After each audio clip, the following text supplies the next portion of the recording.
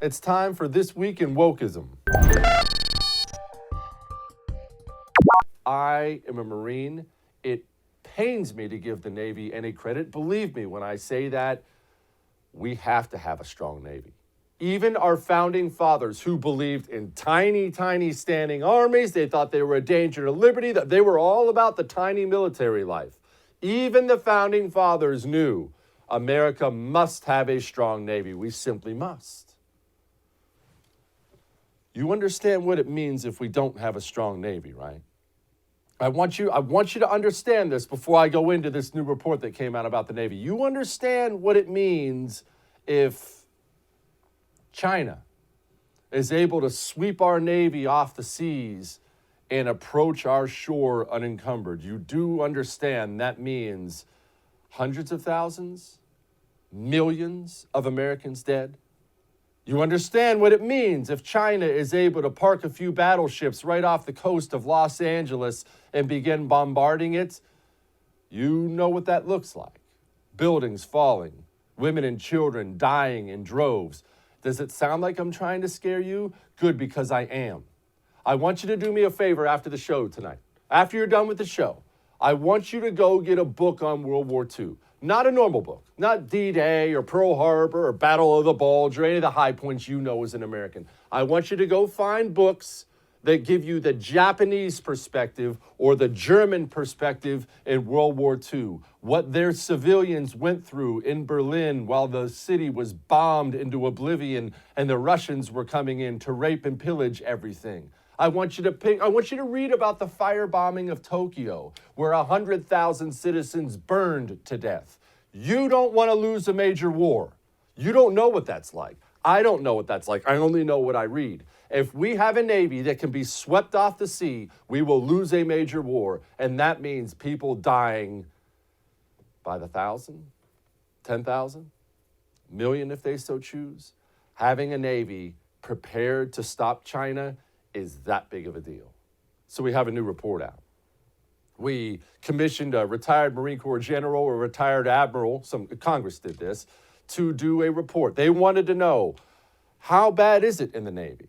Because the Navy's had all these high-profile problems. I mean, it's more than just the standard headlines, which we'll get into in a moment. Remember, there have been all these ship collisions. Iran has been seizing naval vessels. There is major, major rot going on within the Navy, and everybody currently serving, well, they don't feel comfortable talking about it, at least not putting their name on it, because then you end your career. So what they did was they grabbed 77 currently serving people in the Navy, or have just retired, currently serving or just retired, and they let them remain anonymous. What they found, well, let's just be honest, this story is going to be gone in 24 hours and you'll have forgotten about it, but what they found may be the most dangerous thing going on in the world today. Here are some things from the report.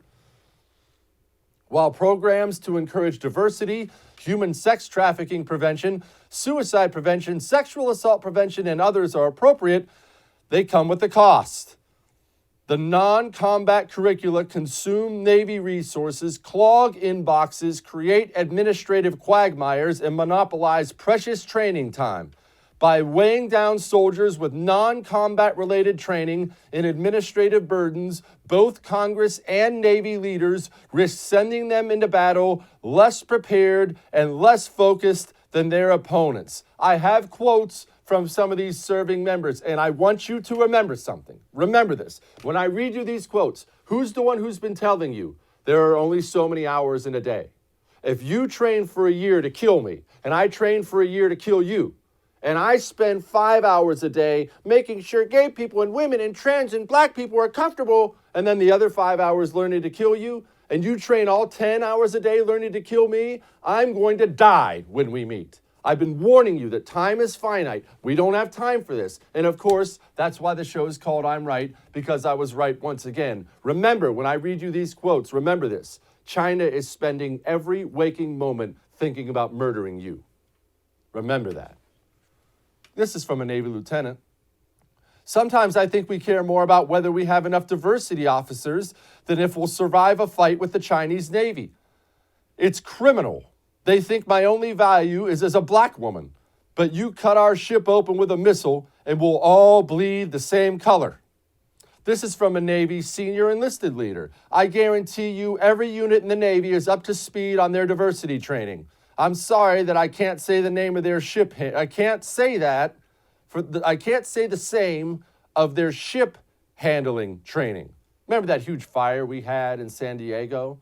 You know, a big part of naval vessels, you don't know about this, it's not the sexy part of the Navy, fire prevention and putting out a fire. You must train for that hours and hours and hours and hours a day, because fire is death on these gigantic powder keg vessels full of fuel and ammo and everything else. And yet we screw up time and time and time again. There is nothing going on that could lead to a more catastrophic loss of life right now than all this garbage. And I'll tell you something else, and this is going to be wildly offensive, and I don't care. We are a million miles away. In fact, not a single serving Republican would even have the guts to say what I'm about to say, but what I'm about to say is 100% right. We're a million miles away from having the conversation that women shouldn't be aboard deployed naval vessels either. They shouldn't. They have no place there. Why? Well, it's not because women are bad. It's because women and men, especially young women and young men, throw them together on a gigantic naval ship, sleeping right next to each other, deployed for 6 months, a year at a time. Well, things are going to happen. And once things happen, drama happens. And once drama happens, do you see where I'm going here? Now we're worried about the Love Boat, and we're not worried about killing the Chinese military. It has been a humongous failure.